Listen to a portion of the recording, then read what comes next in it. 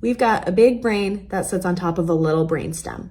When we sustain a concussion, we have rattling of that brain around in our skull, and consequently, we have bending and twisting of the brainstem. Now, the brainstem is responsible for a lot of vital functions, including ocular motor control, but it's also responsible for the majority of our autonomic nervous system.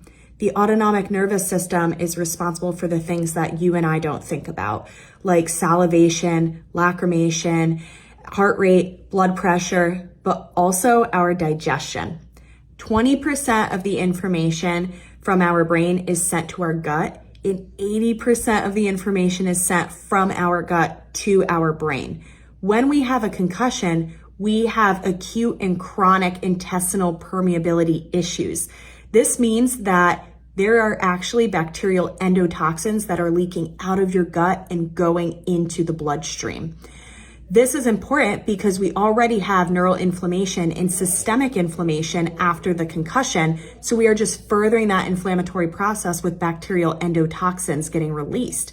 This is why patients deal with bloating, gas, changes in their bowel movements, they have pain, etc., because we have this dysfunction in the gastric system as a result of a concussion.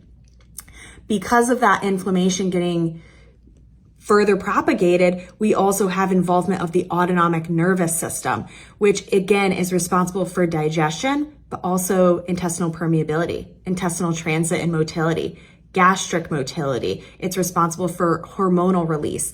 So we can have subsequent involvement of that autonomic nervous system as a result of the gut dysfunction. That is why it is so important if you think you have sustained a concussion or are having gastric issues to see a provider, because it could be the autonomic nervous system that's involved, it could be the gut, or it could be both due to that gut-brain connection.